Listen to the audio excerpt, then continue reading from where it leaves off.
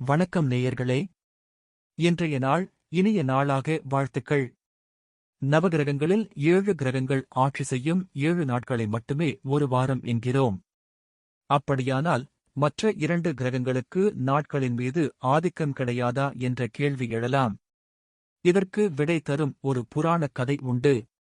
சுவர்ணபானு என்ற அரக்கன் தேவர் வேடம் பூண்டு திருமாலின் கையில் ஒரு துளி அமிர்தம் வாங்கினான். பிறகு சூரிய சந்திரர்களால் சுட்டிக்காட்டப்பட்டு மோகினி அவதாரம் கொண்ட திருமாலின் கையில் அகப்பையால் தலை துண்டாடப்பட்டு தலையும் உடம்பும் ராகு கேதுவாக மாறியதாக புராணங்கள் சொல்கின்றன. அந்த ஒரு துளி அமிர்தத்தை சுவைத்த காரணத்தால் ராகு காலத்தின் கடைசி அரை மணி நேரம் நன்மை பயக்கும். அதைத்தான் அமிர்த ராகு காலம் என்பார்கள். சூரியன் முதல் சனி வரையிலான 7 கிரகங்களுக்கு வார நாட்களை பிரித்து தந்தார் பிரம்மா. ராகு கேதுக்களான சாயா கிரகங்களை அதில் சேர்க்கவில்லை. ராகுவும் கேதுவும் தவம் செய்து பிரம்மனை தரிசித்தனர். நவக்கிரகங்களில் இடம்பெற்ற தங்களுக்கு வார நாட்கள் ஏன் ஒதுக்கப்படவில்லை என்று கேட்டனர். வாரம் என்பதை 9 நாட்கள் என நிர்ணயித்து தங்களுக்கும் 2 நாட்களை ஒதுக்கி ஆதிக்கம் செலுத்தும் அதிகாரத்தை தரும்படி கேட்டனர். அதற்கு பிரம்மன், நீங்கள் இருவரும் 2 கிரகங்கள் அல்ல, ஒரே கிரகம்தான். ஒரு நாளை உங்களுக்காக ஒதுக்கினால் வார நாட்கள் 8 ஆகும். இது காலக்கணக்கில் சிக்கலை உண்டாக்கும்.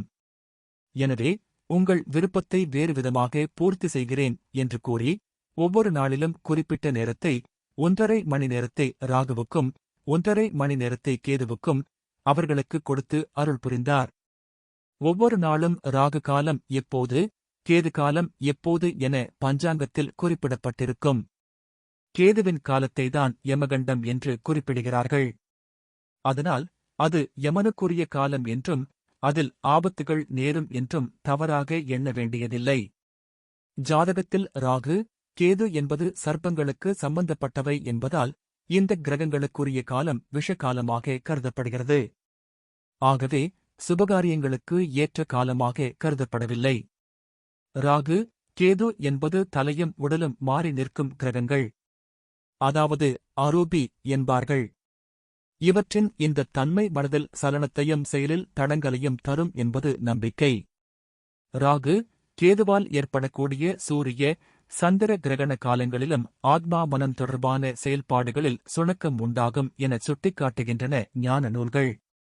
அப்படியே ராகு காலம் யமகண்ட வேளையிலும் சுணக்கம் உருவாகும் என்பது பெரியோர்கள் அனுபவத்தால் கண்டு சொன்ன உண்மை. ஆகவே ராகு காலம் மற்றும் யமகண்டம் பொழுதுகளை சுபகாரியங்களுக்கு ஒதுக்கி வைக்கும்படி சொன்னார்கள். ராகு காலத்தில் புதிய காரியங்களை தொடங்கக்கூடாது என்றும் திருமணம் போன்ற சுபகாரியங்களின் முகூர்த்தத்தை வைக்கக்கூடாது என்றும் சாஸ்திரம் கூறுகிறது. மற்றபடி நமது தினசரி கடமைகளை செய்யவும் கர்மாக்களை செய்யவும் ராகு காலம் யமகண்டம் ஒரு தடையில்லை என்பதை நாம் புரிந்து கொள்ள வேண்டும். மகரத்தில் ராகுவும் கடகத்தில் கேதுவும் இருக்க பிறந்தவர்கள் தேவபாஷை எனப்படும் சம்ஸ்கிருதம் முதலிய மொழிகளில் தேர்ச்சி பெற்று பல மொழிகளை பேச வல்லவர்களாக கருதப்படுவார்கள். ராகு காலத்தில் செய்யும் பரிகாரங்களுக்கு நல்ல பலன் கிடைக்கும். வீடு எப்போதும் சுத்தமாக இருப்பதை விரும்புபவர்கள் ராகு யமகண்ட காலத்தில் வீட்டை சுத்தம் செய்யலாம். இதனால் வீடு சுத்தமாக இருக்கும் என நம்பப்படுகிறது. நல்ல காரியங்களை தொடங்கவும் முகூர்த்த தேதியை குறிக்கவும் 1 மனையில் ஆரம்ப நிலையை குறித்து பேசவும் நல்ல நேரத்தை தேர்வு செய்ய வேண்டும். அது தவிர ஜாதகம் பார்த்து நம் கர்ம வினைகளை தீர்க்க ராகு யமகண்ட காலத்தை பயன்படுத்திக் கொள்ளலாம். அதிகமான மருத்துவ செலவுகள் இருப்பவர்கள் ராகு யமகண்ட காலத்தில் மருந்துகள் உண்பதன் மூலம் மருத்துவ செலவுகள் குறையும் என்பது நம்பிக்கை. நமக்கு ஏதாவது கெட்ட பழக்கங்கள் இருந்தால் அவை விலக நாம் செய்யக்கூடிய பரிகாரங்களை ராகு யமகண்ட காலத்தில் செய்வதால் அந்த தீய பழக்கங்கள் ஒரேடியாக நம்மை விட்டு அகலும். உங்களிடம் இருக்கும் கெட்ட பழக்கங்களை கைவிட ராகு காலத்தில் துர்க்கை அம்மனை வழிபாடு செய்யுங்கள். யமகண்டத்தில் விநாயகப் பெருமானையும் அனுமனையும் வழிபாடு செய்ய வேண்டும். ராகு என்பதை மாயை என்கிறோம். ஏனென்றால் ஏதேனும் ஒன்றில் அடிமையாக்கி வைத்துவிடும். ஒருவரின் வாழ்வில் பணப்பற்றாக்குறை ஏற்பட்டாலும் வீட்டில் துணையோ குழந்தைகளோ அவர்களின் பேச்சை கேட்காமல் இருந்தாலோ செலவுகள் அதிகமானாலோ ராகு காலத்தில் வழிபாடு செய்யலாம். மனை விற்க முடியாதவர்கள், திருமண தடையால் சிரமப்படுபவர்கள், வேலையின்மை பிரச்சனை ஆகியவற்றை சந்திப்பவர்கள் யமகண்டத்தில் வழிபாடு செய்யலாம். கும்பகோணம் அருகே உள்ள பட்டீஸ்வரர் துர்க்கை அம்மனை ராகு காலத்தில் வழிபட்டால் நோய்கள் அனைத்தும் விலகி ஆரோக்கியமாக இருப்போம் என்பது ஐதீகம். ராகுவால் வரும் எல்லா பாதிப்புகளையும் நீக்கி துர்க்கை அம்மன் நம்மை பாதுகாப்பார். திருச்சி மலைக்கோட்டையில் அமைந்துள்ள விநாயகரை யமகண்ட காலத்தில் வழிபாடு செய்வதால் கெட்ட வினைகள் நீங்கி நல்லதே நடக்கும். கேது பகவானுக்கு உரிய தெய்வமான பழனி முருகனை வணங்கினால் கேதுவால் ஏற்படும் பாதிப்புகள் குறைந்து வாழ்க்கை முன்னேற்றம் வரும். ராகு காலத்தில் செய்யக்கூடாதவை. இந்த காலத்தில் யாகம் செய்யக்கூடாது. புதிய தொழில் தொடங்கக்கூடாது. முக்கியமான வேலைக்காக பயணம் செய்யக்கூடாது. நீங்கள் எங்காவது பயணம் செய்ய திட்டமிட்டிருந்தால் இந்த நேரத்தில் பயணத்தை தொடங்க வேண்டாம். இந்த காலகட்டத்தில் வாங்குதல் மற்றும் விற்பதையும் தவிர்க்க வேண்டும், ஏனெனில் இது நஷ்டத்தையும் ஏற்படுத்தும். ராகு காலத்தில் திருமணம், நிச்சயதார்த்தம், மதப்பணி, வீடு கிரகப்பிரவேசம் போன்ற சுப காரியங்களை செய்யாதீர்கள். இக்காலத்தில் ஆரம்பிக்கப்பட்ட சுப காரியங்கள் தடையின்றி நிறைவு பெறுவதில்லை.